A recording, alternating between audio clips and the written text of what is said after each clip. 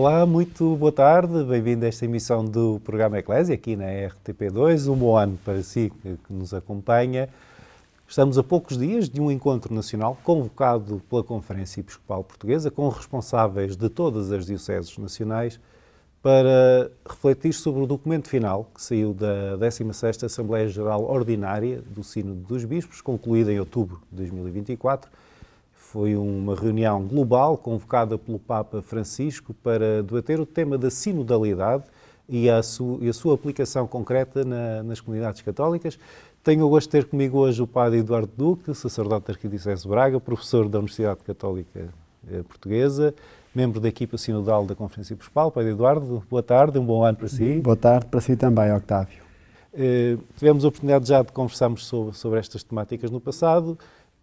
Depois do documento final, o Papa Francisco publicou uma nota oficial, primeiro a sublinhar que, a partir do momento em que ele entrega o documento final à Igreja Católica, ele efetivamente faz parte do magistério pontifício.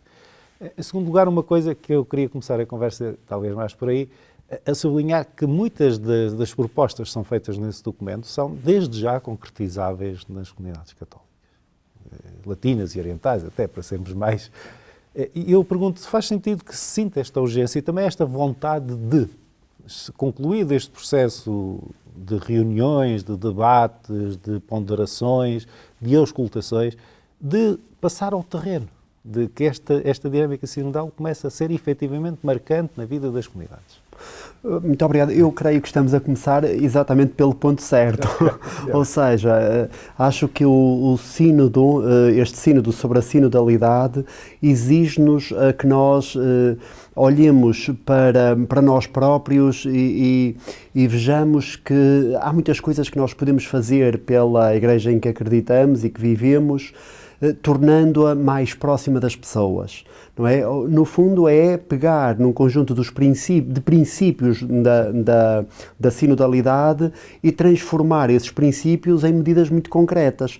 E eu creio que o documento final, cerca de 50 páginas, não é? Tem muitíssimas possibilidades que nós podemos pegar naquilo e transformar e ver em que é que podemos concretizar, não é? Mesmo sem medo de arriscar e de falhar, eventualmente. Não, exatamente, eu acho que aí é que está a riqueza. A riqueza, como dizia o Papa Francisco na Gaudium et Spes, é não ter medo de ir sujar as mãos e depois, se porventura a coisa não correr bem, nós darmos um passo atrás e aprendermos com aquilo que não fizemos, aquilo que não fizemos tão bem e ousarmos fazer de uma outra forma. Mas pelo menos tentamos fazer, porque corremos o risco de estarmos no nosso sofá e não fazermos sequer nada.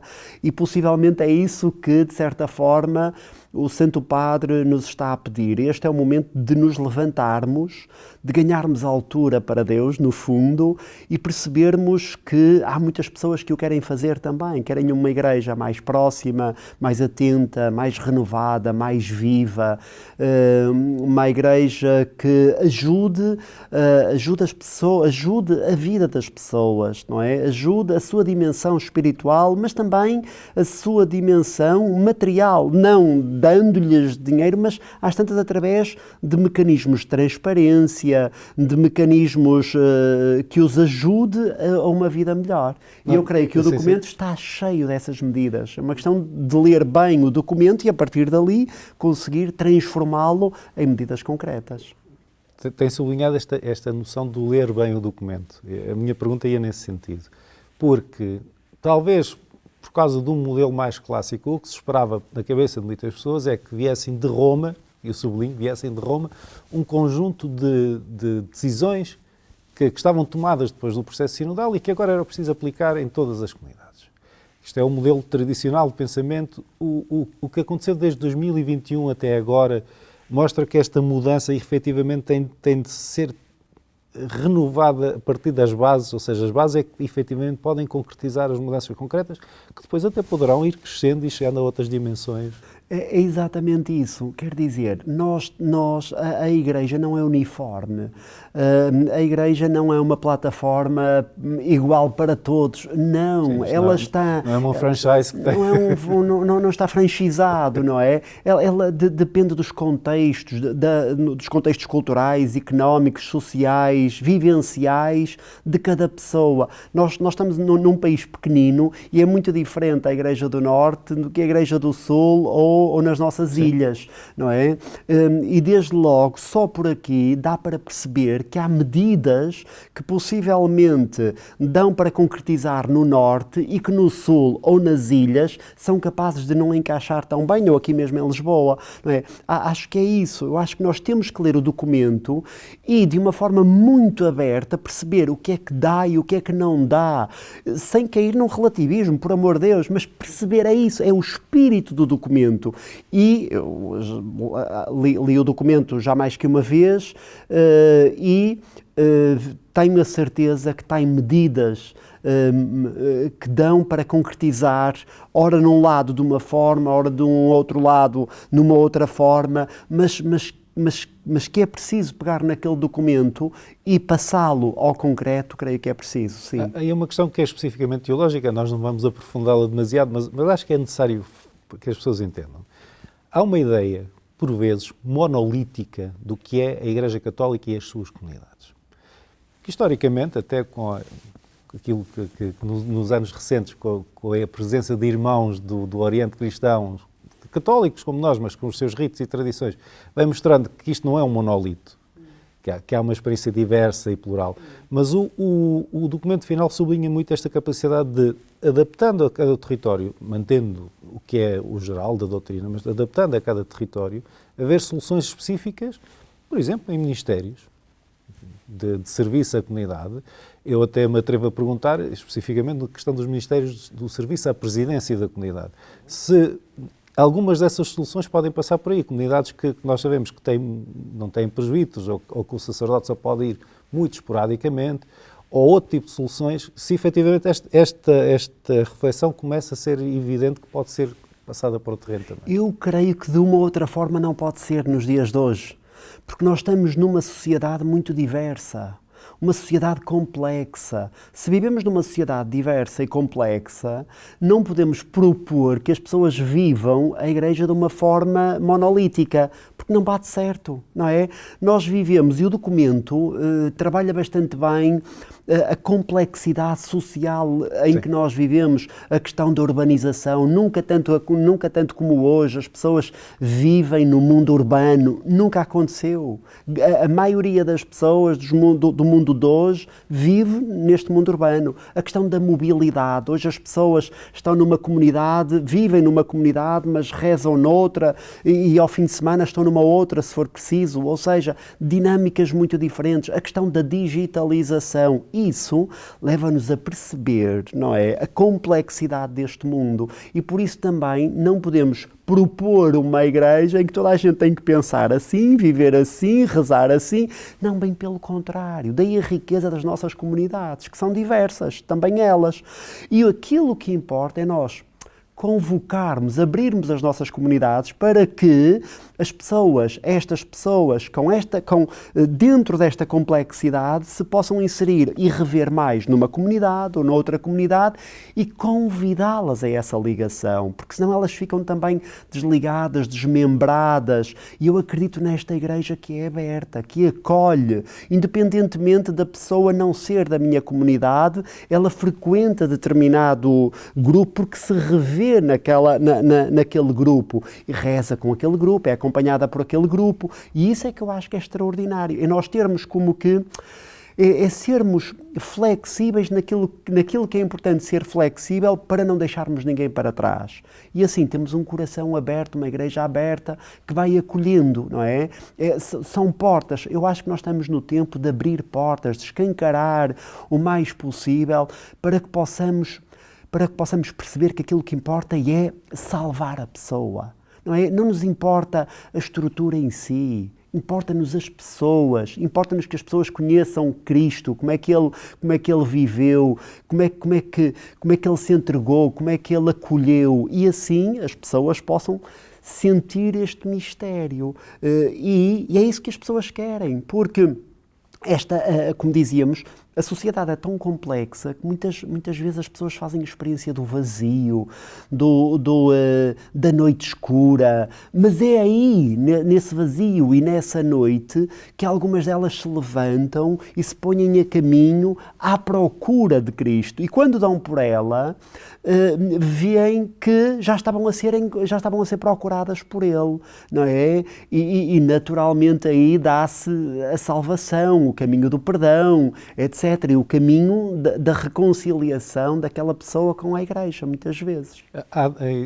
Por causa disso que me está a dizer, da necessidade de alargar a capacidade de resposta, vou dizer assim, das comunidades católicas, há duas questões que eu quero colocar sobre temas que aqui já foram abordados. Uma é a questão do território, já lá irei, mas a primeira é, há transformações que são pedidas ao interior das comunidades, até coisas que, à partida, já deveriam existir. Os organismos previstos pelo direito canónico, enfim, é um palavrão, mas é o que é, ou seja, previstos já pela estrutura atual da Igreja Católica de escuta, participação, de consulta e de, vou chamar assim, monitorização das decisões. Uhum. O Sínodo insistiu muito na necessidade de que este processo de consulta, que leva depois à decisão, a decisão tem de ser tomada por alguém, mas como é uma frase que me ficou das muitas entrevistas que fiz, neste caso especificamente até do Cardeal Dom Américo, mas foi algo que foi sendo dito por muitas pessoas lá dentro da Assembleia Sinodal, da sala sinodal, o facto de haver uma palavra final não significa que essa tenha que ser a única palavra. Esta relação que talvez não exista tanto, até por uma certa tradição clericalista nas nossas comunidades, e não apenas dos sacerdotes, de processos de consulta e de mobilização que depois levem uma decisão muito mais informada por parte de quem tem de decidir, muito mais consciente das necessidades da comunidade, é algo que tem de ser visto desde já e que já deveria estar a ser visto, aliás, não é? Sim, eu acho que sim. Não é? Na última parte do documento final, uma das coisas que se fala bastante, é a questão da formação. Sim. Ou seja, eu acho que nós temos é que passar para esse momento, sim. Não é? E falar, o que é isto da formação? Da formação e educar para um caminho da sinodalidade. Eu creio que é exatamente levar as pessoas a perceber que hoje em dia há mecanismos que são obrigatórios, não é? E esses mecanismos estão bastante claros na terceira parte do documento, no lançai a rede, não é? Nas práticas do discernimento, nos processos de decisão e na cultura de transparência. Três ideias que estão lá muito bem presentes, e que eu creio que nós devemos formar as nossas comunidades, os nossos grupos, as pessoas com quem trabalhamos, exatamente nestes princípios. Mas para isso é preciso dar a conhecer às pessoas o documento, porque eu creio que pode acontecer que há muita literatura a sair, não é? O documento está cá fora, mas não é lido, não é trabalhado. E há sempre coisas a acontecer. Agora temos um jubileu, de repente pode desligar a ficha. É mesmo isso. E se o documento não é trabalhado, as medidas depois também não são metabolizadas, não são interiorizadas, então fica tudo igual. E este é o momento, e a equipa sinodal conduzida pelo Padre Manuel Barbosa está muito atento a esta questão, que este é o momento da formação, de sairmos, de levarmos o documento final para as nossas comunidades, para dizer há que o ler, há que o trabalhar, e quero fazer uma pergunta e que o tornar concreto. Que tem a ver com isto. A forma como ele é transmitido também é importante, ou seja, não chegar às comunidades com a ideia de que é mais um peso, é mais uma obrigação, com a noção clara de que esta é uma oportunidade. Boa. É exatamente isso. E eu não sei se é uma oportunidade ou se é a oportunidade, no sentido mais definitório, sim. No sentido de dizer assim, olha, temos aqui um manancial, não é, que nos ajuda a quê? Que nos ajuda àquilo que todas as pessoas querem da Igreja. É maior transparência. É que as pessoas possam tomar decisões, não é? É que as pessoas possam dizer o que é que não está bem e propor novas ideias, não é? É que as pessoas não deixem o sacerdote sozinho, porque o sacerdote é um membro da comunidade, como são todos os outros membros. Ou seja, é a pessoa sentir que vive numa igreja ministerial, que não vive numa igreja centrada numa pessoa, em duas ou em três, mas que vive numa igreja viva, dinâmica. Por isso, eu acredito exatamente nisso. Acredito que este é um momento de grande transformação das comunidades e que nós não o devemos deixar desperdiçar. É um momento de graça, poderíamos dizer. Um tempo cairótico, se assim quiséssemos dizer, não é? Grego. É. Olhando para a tradição das nossas comunidades católicas, a estruturação da Igreja Católica em Portugal, para que as pessoas que estão lá em casa também possam pensar um bocadinho como é que cresceram, em que territórios é que cresceram. Ela é de um conceito de um mundo rural. Dito muito rapidamente, eu sei que isto não é 100%, mas para facilitarmos. E o Sínodo, como dizia há pouco nesta nossa conversa, chamou muita atenção para o que é um mundo cada vez mais urbanizado, em que cada vez mais as pessoas se movem e que aquela ideia tradicional de que eu vou à missa ao domingo na minha paróquia, por exemplo, numa cidade, para quem nos está a ouvir numa cidade, e que está a perceber, bom, mas eu às vezes vou à missa na paróquia porque tem a missa das 9 da manhã, às vezes vou das que tem às 7 da tarde, e há esta mobilidade total que nos deve levar, e a pergunta é esta, deve levar a questionar as soluções que temos de território estão pensadas para o mundo em 2024? Pois, essa é uma grande pergunta. Pessoalmente creio que devemos discernir bem, creio que devemos fazer discernimento sobre a forma como nós estamos organizados. Eu lembro-me de há uns anos atrás, como sabe, eu estive 17 anos com a Pastoral Universitária e 9 com a Pastoral Universitária Nacional. E uma das coisas que se dizia era a importância de haver paróquias universitárias. Porquê? Porque havia um professor que não estava ligado a nenhuma paróquia específica, concreta, não é? E que precisava de um apoio, precisava de batizar o seu filho, precisava, não sei o quê, e não havia uma estrutura, uma resposta próxima. E hoje é exatamente isso que acontece. Há muitas pessoas que estão, são naturais de um sítio, trabalham num outro, mas ao fim de semana estão num outro, que é quando vão à Eucaristia e têm a possibilidade, se for preciso, de colocar o seu filho na catequese, etc. Por aí fora. Nós precisamos hoje de situações mais flexíveis, de comunidades mais abertas, de forma a que ninguém fique de fora. Porque hoje também há pessoas que estão em mundos, a gente sabe que até ali vai aquela paróquia, a partir dali começa uma outra paróquia, não é? E as pessoas que estão ali na fronteira, e às vezes as casas estão lado a lado. As casas estão lado a lado, mas a pessoa está muito longe de uma realidade, não é? Que não é propriamente aquela mais próxima. Temos que fazer um grande discernimento em cada diocese, em cada vigararia, em cada arciprestado, tem que se discernir bem, de forma a que ninguém fique de fora. Eu creio que é essa a grande questão. Eu queria também falar do ponto de vista das comunidades. Quem está numa comunidade paroquial clássica, por exemplo, em que tem uma paróquia com o seu pároco, tem de pensar que a longo prazo também lhe pode ser pedido que olhe para a sua pertença católica e a sua presença territorial de outra maneira, porque há experiências feitas por unidades ou soluções diferentes em que o seu âmbito de participação e de pertença se tem de alargar necessariamente.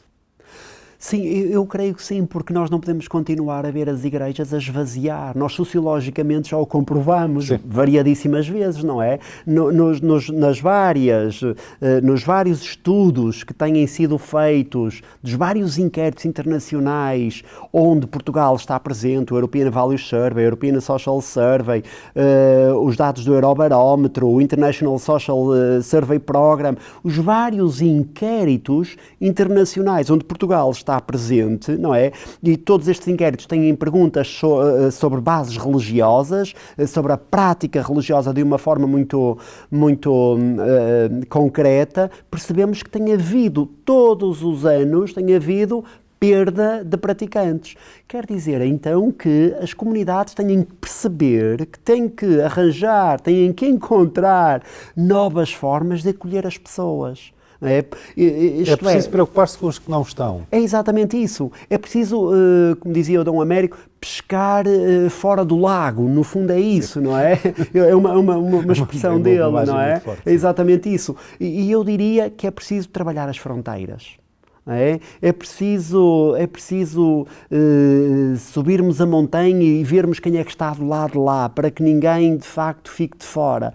Porque, como dizia, nas paróquias, talvez nas zonas rurais, tudo é muito mais facilitado, é verdade. Mas grande parte das pessoas, por causa dos sistemas, como nós dissemos há bocadinho, por causa deste processo da urbanização, grande parte das pessoas estão a viver nas cidades. Então nós temos que perceber que há muitas pessoas que vivem nas cidades durante a semana por causa dos trabalhos, mas ao fim de semana vão para casas que têm nos campos, nas aldeias, visitar os pais ou assim.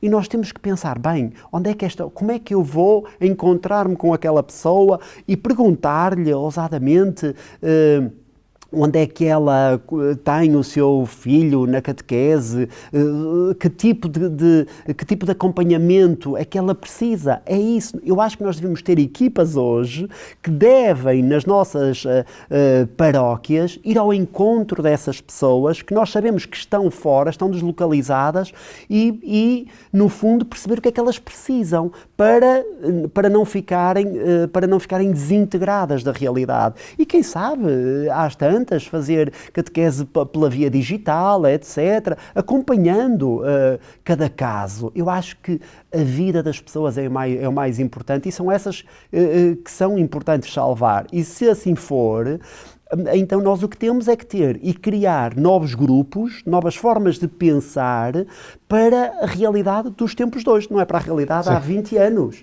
ou 30 ou 50. É de hoje, para a realidade eu acho de hoje. que a palavra central que fica desta conversa também é não só o acolhimento, mas o acompanhamento que é necessário fazer de todas as pessoas. Muito obrigado, Padre Eduardo Duque. Desejo-lhe um bom trabalho, assim, e toda a equipa que vai estar envolvida neste encontro nacional de 11 de janeiro, em Fátima, para debater o documento final. Muito obrigado e um bom trabalho. Muito obrigado, boa tarde. Assim que nos acompanhou, muito obrigado. O programa Eclésia volta à sua companhia, como habitualmente amanhã. É sempre um gosto tê-lo desse lado. Tudo aquilo que é informação religiosa da Igreja Católica em Portugal e na Santa Sé, sobretudo, pode ser acompanhado em agência.eclesia.pt. Muito obrigado. Até amanhã, se Deus quiser.